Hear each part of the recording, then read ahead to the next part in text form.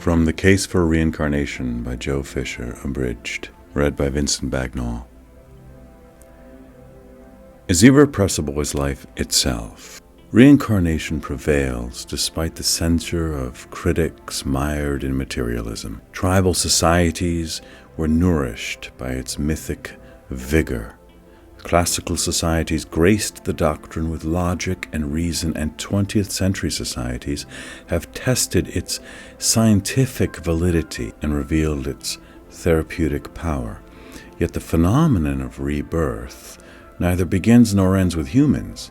Everything reincarnates, from subatomic particles to the swirling universe. Even this planet undergoes cycles of death and rebirth. Scientific proof of reincarnation, it is claimed, is no more than about 15 years away. Some say the day will come when an infant's inventory of past lives can be flashed onto a computer screen as an educational primer, thereby giving parents and child conscious retention of what has gone before in order to enhance the life at hand. Yet scientific proof will never be more convincing than the pilot light, which, fueled by the need for rebirth, burns in the human soul. Evidence has been drawn from empirical research, medical assessment, spiritual wisdom, metaphysical investigation, historical record, mystical perception, and wide-ranging contemporary experience. Because the human race is beleaguered by impending world crises, reincarnation has never appealed so forcefully in the psyche. While well over 1 billion Asiatics accept rebirth as a fact of life, more and more Westerners are being drawn to enrich their lives through a greater understanding of the ancient wisdom.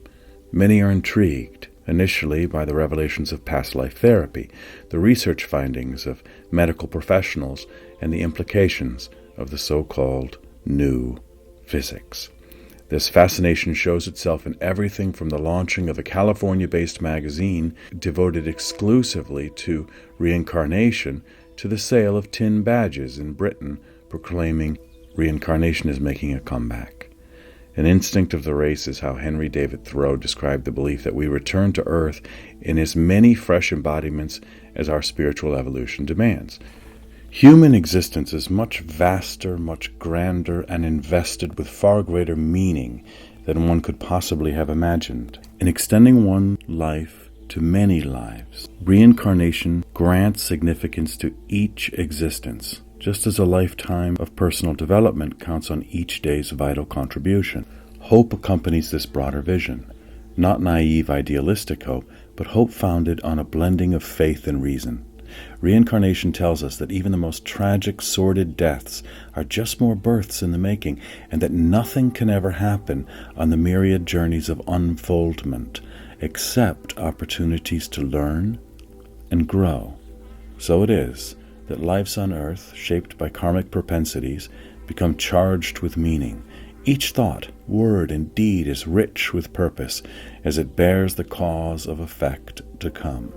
And this brings home the truth that we are thoroughly responsible and accountable for who we are and what we do. That we can't blame circumstance or external forces of any kind for our lot in life. We make our beds, as the saying goes, and we must lie in them. Although the lives of well-heeled criminals and poverty-stricken saints suggest a dearth of justice in the world, justice becomes apparent in the wider context granted by a succession of existences. Only through many lives can joy and misery and the glaring inequalities of life be justified. Words such as coincidence, accident, and unfairness lose their currency as the individual accepts that he or she has generated every action and reaction along the way.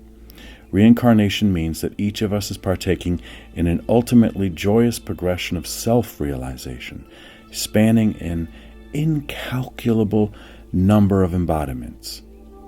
A sense of incompletion instills a craving for experience, which keeps bringing us back until our potential is fulfilled in perfection. Destinies shaped individually merge and interact with the collective destinies of families, groups of like-minded people, nations, and the world at large. This is how we grow. There's nothing extraordinary about reincarnation. It's as natural as breathing, and just as compatible with the unceasing ebb and flow of the universe. Unfortunately, our protracted alienation from primordial rhythms and our brainwashing by materialism's false assumptions cause rebirth to be seen by many as a quaint indulgence, a corollary of wishful thinking held by the eccentric and the simple-minded. Yet consider the transformation of earthly existence, were reincarnation accepted, into the soul stream of the global population as a guide by which to live. Acutely aware of reaping harvests of past deeds while simultaneously sowing the seeds of future lives, most people would behave very differently. Life on the planet would be overhauled, and hugely for the better. Wars, crime, racism, nationalism, and sexual chauvinism would be radically diminished. For who can harm or harbor prejudice against the kind of person one has been or will be, especially if retribution can follow in another life? The nagging fear of death would be eliminated and replaced with acceptance of the opportunity for transformation. Doctors who strive to prolong life with the aid of every available artificial means would see themselves as sad clowns, flaunting their ignorance of cosmic renewal. Few would be so rash as to attempt either suicide or abortion, and genetic engineering would be recognized by all as meddlesome and dangerous. Care would be taken not to encourage the extinction of animal and plant species, lest rungs be removed from the evolutionary ladder, and those who consign their corpses to graves of ice in hope of subsequent technological resuscitation would acknowledge they are wasting their money in trying to preserve the old body when they stand to inherit a new one, free of charge. Acceptance of reincarnation demands a complete overturning of prevailing attitudes inculcated by a civilization that has long over-identified with the body. This over-identification is locked into our very language. We say, for example, "I am hungry," when we mean to say, as some Indians do say, "My body is hungry." Annie Besant comments in Reincarnation, "If we were in the habit of identifying ourselves in thought, not with the habitation we live in, but with the human self that dwells therein, life would become a greater and serener thing. We should brush off troubles as we brush the dust from our garments, and we should realize that the measure of all things happening to us is not the pain or pleasure they bring to our bodies, but the progress or retardation they bring to the man within us. And since all things are matters of experience and lessons may be learned from each, we should take the sting out of griefs by searching in each for the wisdom enwrapped in it as the petals are folded within the bud. Similarly, the urgency and anxiety springing from the race against time evaporate once we realize we have all the time and all the lives we need. Eternity is our heritage, and reincarnation, requiring worldly time for its expression, gives time freely. To steep oneself in infinity brings nothing but exhilaration. Nobody is pretending that psychic surrender to adverse conditions and the seeming ravages of time is easy to accomplish as we cope with the daily vicissitudes of the material world. But a certain serenity should ensue if Goethe's continual law of die and be again can be absorbed into our being. For the value and the power of reincarnation cannot be discovered by examining the theory like a fossil under glass or by toying intellectually with its precepts. It must be lived, and this entails a rebirth of the way we think and feel. The metamorphosis that follows from truly believing we are immortal beings forging our souls through a multitude of lifetimes on the global anvil. For all the evidence of past lives and future lives, and for all the speculation about worlds being reborn across aeons of time, reincarnation addresses itself most pointedly to the present moment.